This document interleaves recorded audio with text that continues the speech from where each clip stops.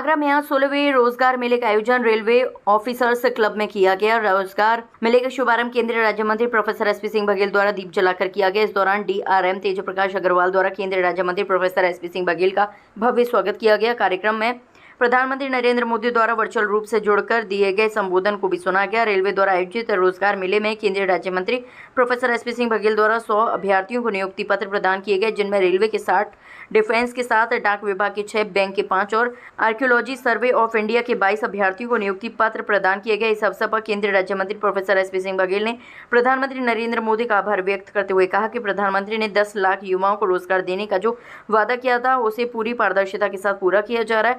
उन्होंने कहा कि देश के 47 स्थानों पर आयोजित हो रहे रोजगार मेले में आज 51,000 लोगों को नियुक्ति पत्र दिए गए हैं। उन्होंने कहा कि रोजगार मेले से उन बेरोजगार बच्चों को रोजगार के प्रति भावना बढ़ेगी।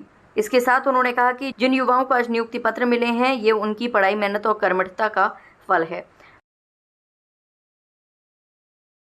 देश के यशस्वी प्रधानमंत्री जी ने 19 से 24 वाले कार्यकाल में देश के बेरोजगार नौजवानों को वादा किया था कि हम 10 लाख केंद्र सरकार की पक्की वाली नौकरियां प्रदान करेंगे और पूरी पारदर्शिता के साथ। उसी परिप्रेक्ष्य में आज देश के 47 स्थानों पर 16वां रोजगार मेला लगा और प्रधानमंत्री जी ने बटन दबाकर 51,000 लोगों को नियुक्ति पत्र दिए हैं, जिसमें आगरा भी एक केंद्र रहा और आगरा में 100 अभ्यर्थियों को अपॉइंटमेंट लेटर मिले हैं, जिसमें पोस्टल डिपार्टमेंट, रेलवे की आगरा डिवीजन, रेलवे की प्रयागराज डिवीजन, इसके अलावा बैंकिंग के लोगों को, वो संस्कृति एवं पर्यटन विभाग, सीआरपीएफ, ऐसे विभागों को आज बच्चों ने ये बताया कि उनको उनका अपॉइंटमेंट पूरी निष्पक्षता के साथ हुआ। रिश्वत के रूप में उनका 1 रुपया नहीं लगा। आगरा डिवीजन को मेजबानी करने का अवसर मिला, एक सफल कार्यक्रम हुआ। माननीय प्रधानमंत्री जी ने आज 51,000 लोगों को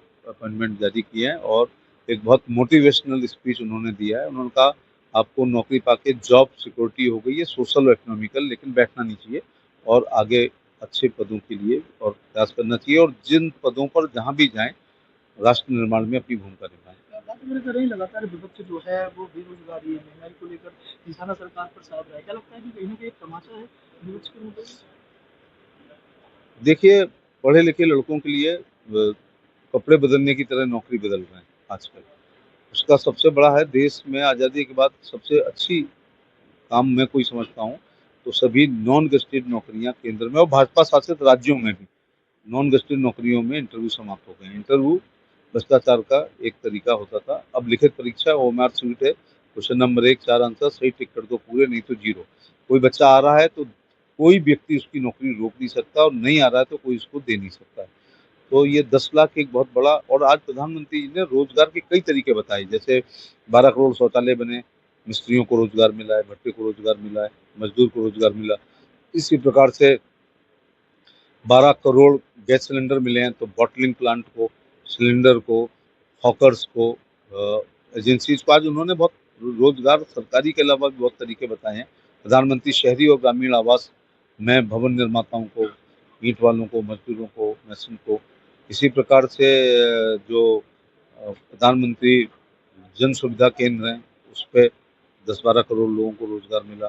जन औषधि केंद्र पर रोजगार मिला। तो स्टार्टअप 50 थे, आज लाखों की संख्या में। तो विभिन्न अन्य तरीकों से भी रोजगार देने का तरीका है। प्रधानमंत्री ने कहा नौकरी लेने की जगह नौकरी देने वाले बनो तो और